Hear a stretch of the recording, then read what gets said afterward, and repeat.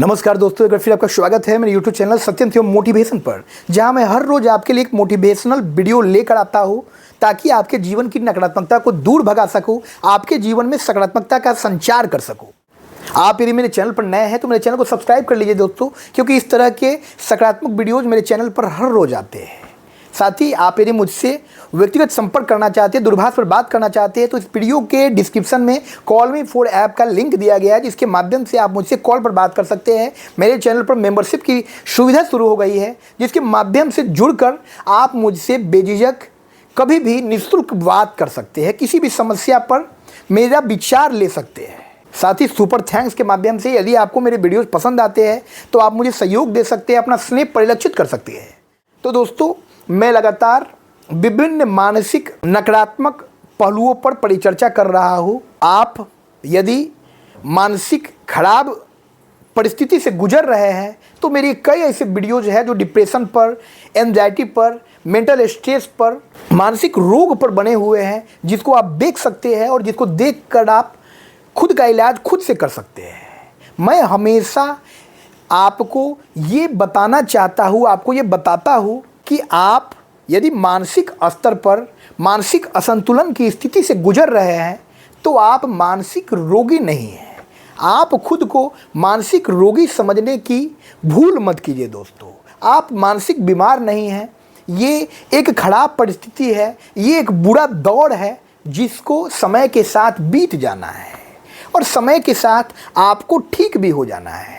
आज आपके जीवन में ये मानसिक अस्वस्थता की स्थिति है, तो इस अस्वस्थता की स्थिति को हरदम नहीं रहना है। आप अपने जीवन में पीछे जाकर देखिए, 2-4-5 साल पहले जाकर देखिए, जब आप स्वस्थ होते थे, जब आप विचारों की इन दलदल में फंसे हुए नहीं थे, आपका जीवन खुशहाली पूर्वक, सुकून पूर्वक, सुव्यवस्थित तरीके से गुजर रहा था। लेकिन आज आप अनियंत्रित मन के इस दलदल में फंसे हुए हैं।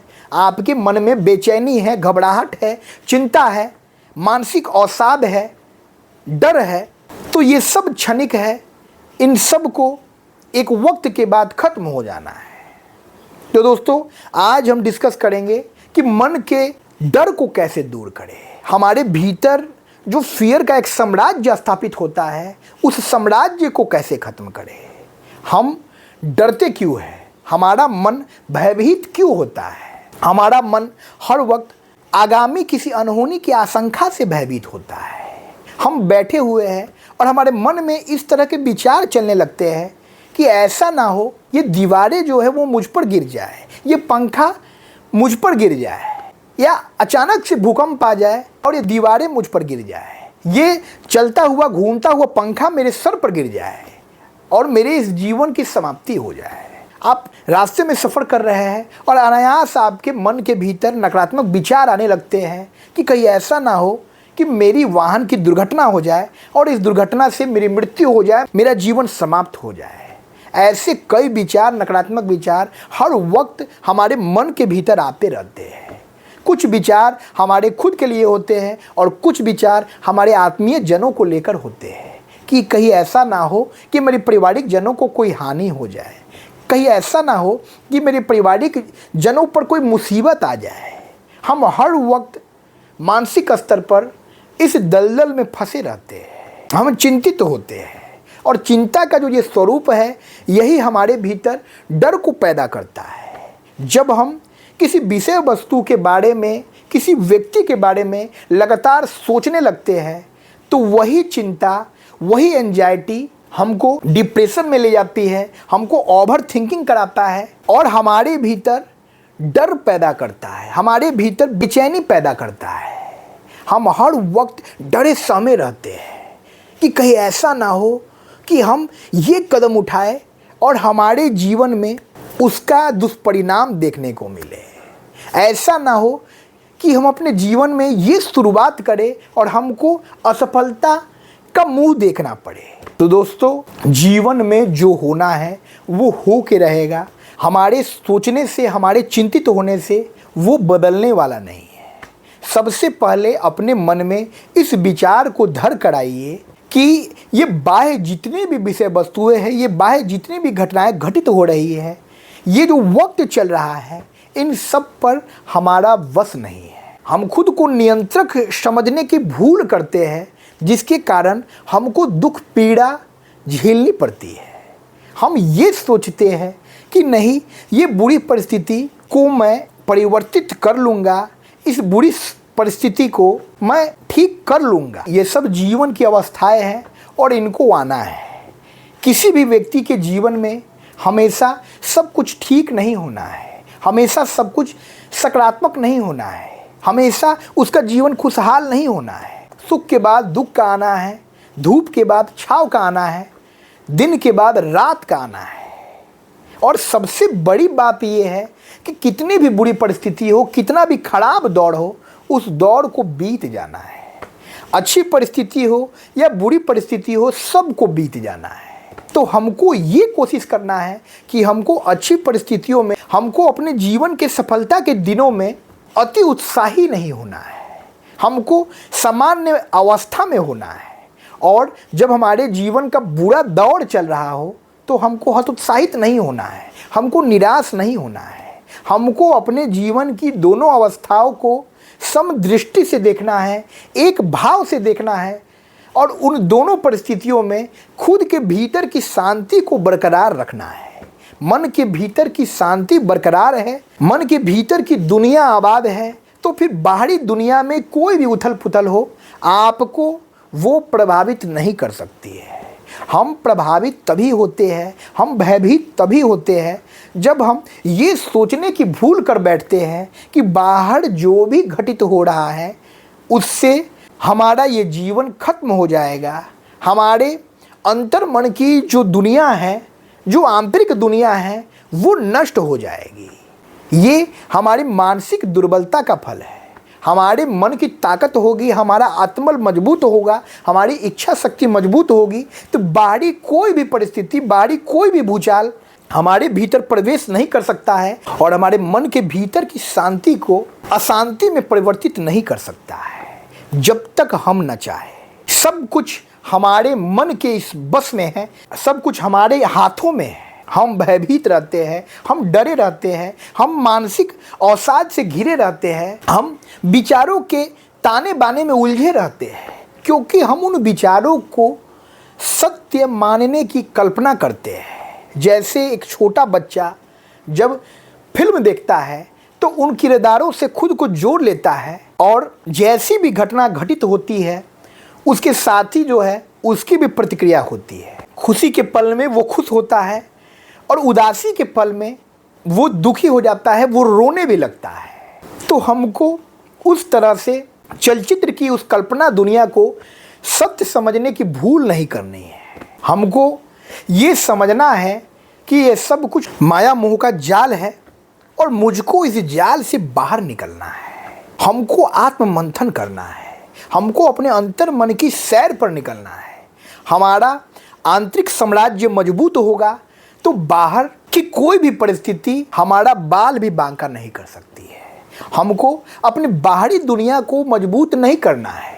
इन बाहरी विषय वस्तुओं पर, इन बाहरी घटनाओं पर, इन बाहरी परिस्थितियों पर हमारा कोई बस नहीं है।